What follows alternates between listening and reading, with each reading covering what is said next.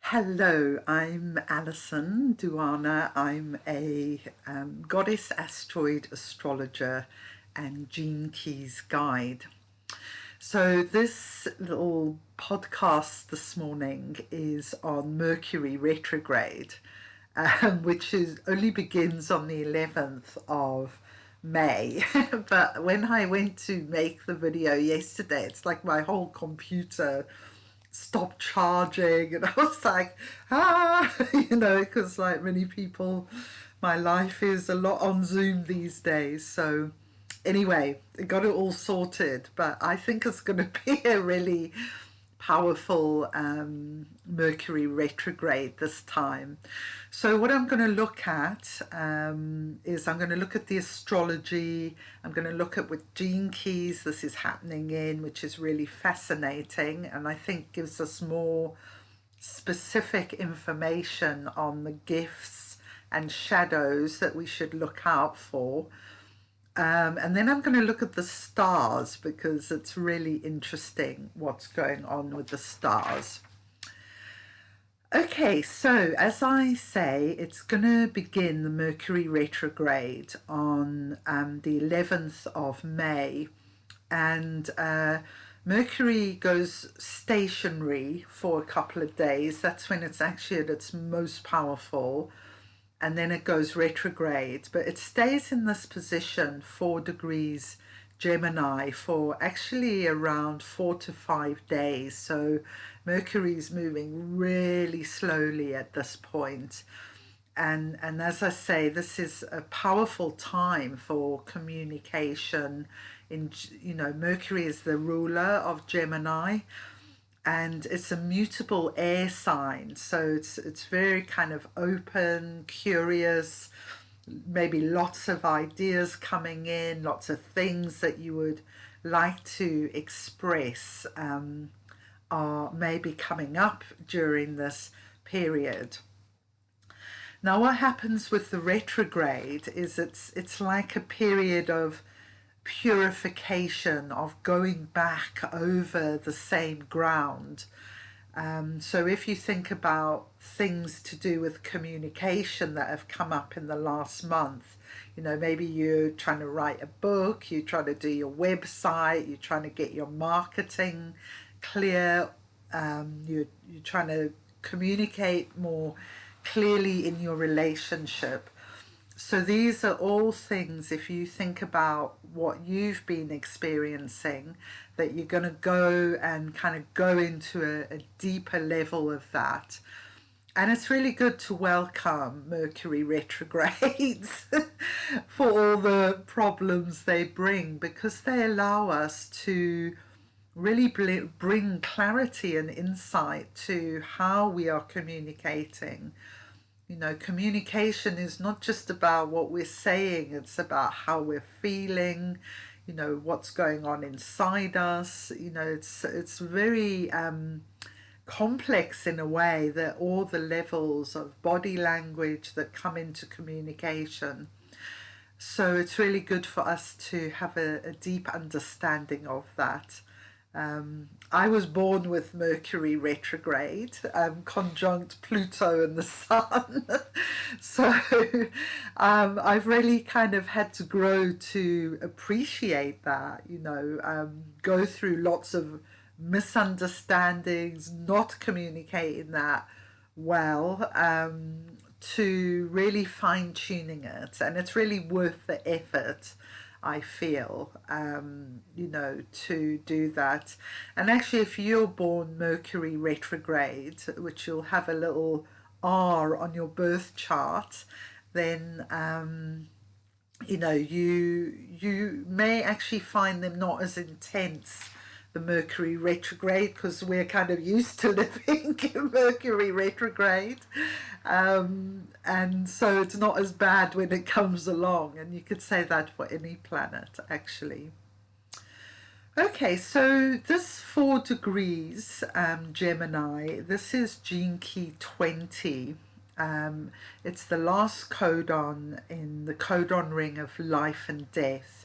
So the gene keys, they are referring to actual programs in our DNA. And so this retrograde period can allow us to really address the shadow of the 20, which is superficiality, moving to the gift of self-assurance. You know, this is such a brilliant gift because when you are communicating, marketing on something you really know is your path, you know, it's not, you haven't borrowed it from someone else, you're not trying to be too up there when you're here or down there even when you're here.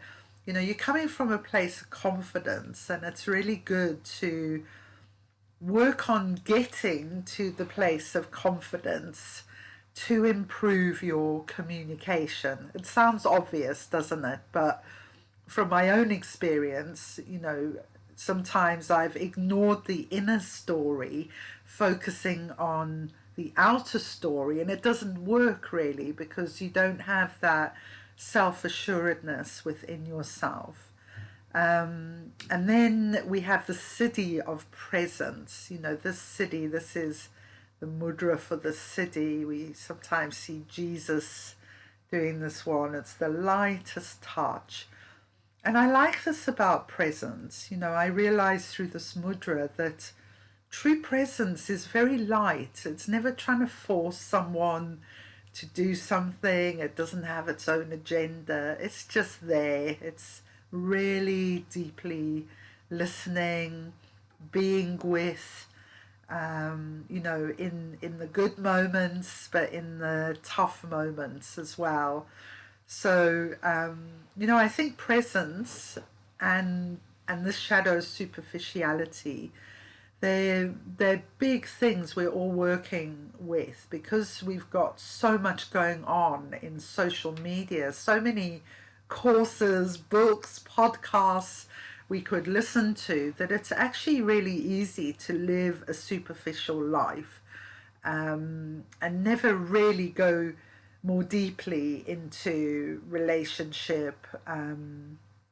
You know, you're getting to know yourself, the self-assuredness that I'm talking about. So this city of presence, I feel, it's quite a tough one in our world, because we really have to decide, and maybe this is something good for Mercury retrograde, that what is important to us and what is a distraction. You know, what is really superficial that we don't really need, but maybe we're engaged with it for whatever reason.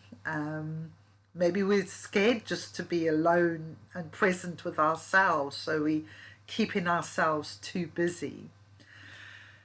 So in this case, you know, the retrograde is going to move backwards into Taurus.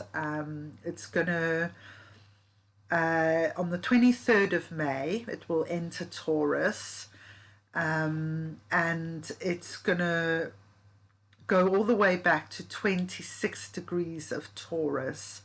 And then on the 3rd of June, it's going to be stationary, and then it'll start coming forwards again back into Gemini, which will re-enter Gemini on the 14th of June.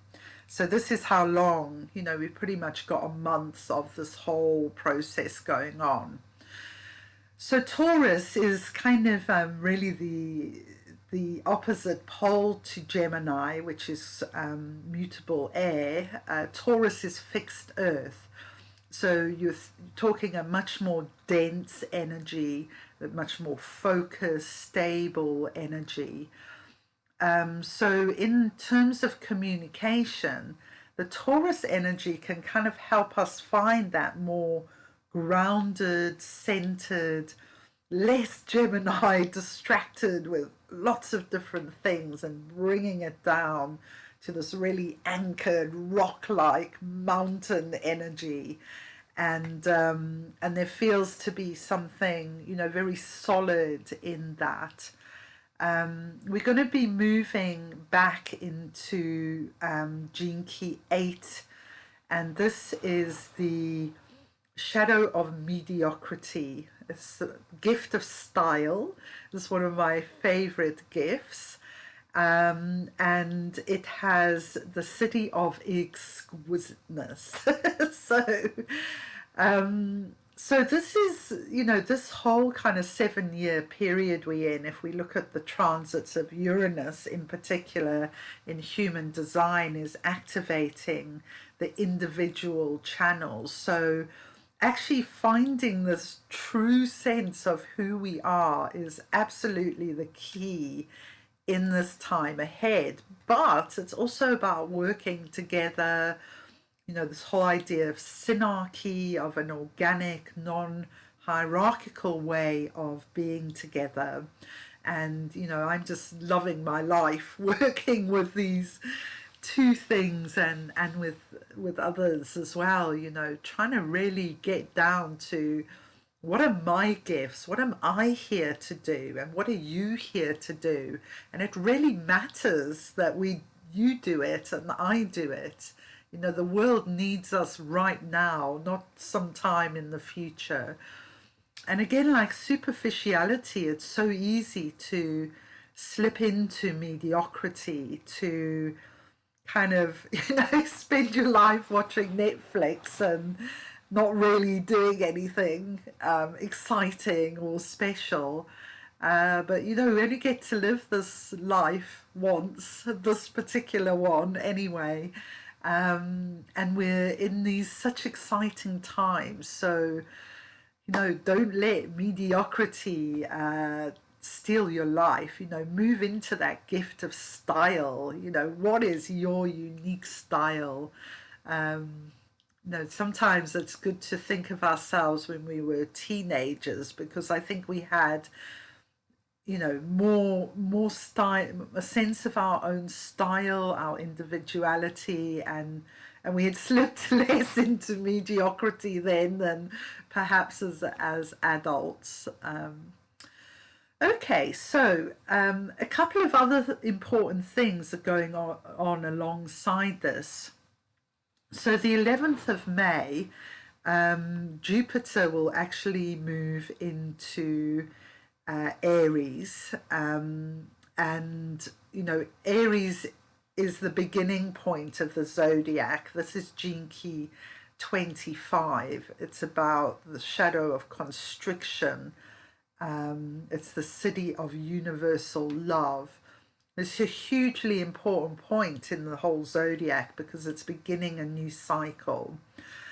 So the same day Mercury's going retrograde, Jupiter is beginning this new cycle, potentially of universal love, but we can stay stuck in that constriction if we want to. But the Jupiter energy is expansive, it's been a beneficial energy, so, you know, we can really take advantage of that in this period to expand ourselves. And on the 25th of May, Mars will move into Aries as well, so across the same point. And on the 29th of May, Jupiter and Mars will be conjunct, so that's going to be a really powerful day. Put it in your diary, see what happens to you on that day, and that will give you an idea of, you know, how this energy is personally activating your chart. Okay, so let's talk about the stars. I met a new astrologer friend recently called Divine Harmony, and she is much more into the stars. I'm very interested in the stars. I have some really amazing star alignments in my chart, but my focus has been more on goddess asteroids. So she kind of came into my life, and my friend and colleague Katrini had started talking about stars as well. And she sent me this wonderful document the other day on working with stars with human design. So between all these things, what I realized about this Mercury retrograde is that it's going to go back over all the stars of the Pleiades, which now, they're bridging the space between the end of Taurus and the beginning of Gemini. So my pronunciation may not be perfect here. So 29 degrees Taurus, we have 4 of the 7 sisters. We have Electra, Maya, Taygeta, and Calero. So they're all in Gene Key 8, line 6. So that's the one we talked about before, which is about mediocrity, style, and exquisiteness. Now we have 3 that are in Gene Key 20, line 1. So it's so exciting to notice these things. So Alcyone is the main star of the Pleiades, and it's also known as our central sun because there is some teachings, and this is a kind of astrological thing, that our solar system and our sun is moving with these 7 sisters. So Alcyone could actually be the sun could be the 8th star of the 7 sisters, which is a pretty cool idea. But in terms of teachings of love, how to live on this planet in a different way, Pleiades is very connected with dolphin energy as well, that loving playfulness. So it's all about that, really. So we have Alcyone is at 0 degrees Gemini. Merope and Asterope are also at 0 degrees of Gemini. So that's, very powerful Pleiadian star activation. And they're such fascinating stars because really to look up in the sky, you just see this little sort of blurry cluster, but in every culture across the world, these stars are in the mythology somewhere. Those 7 sisters turn up, even in the Bible we find them. I used to be a storyteller years ago, and I did a story from China about the 7 sisters. So, they're really important for their sort of size. Human beings over centuries have considered them to be important in our evolution. And it certainly feels like that to me. So thank you for listening to this podcast. I do goddess asteroid readings and Gene Key profile readings. So if you'd like more information on that, please email me and we can schedule an appointment and we can have a one-to-one conversation. Namaste. Go in peace.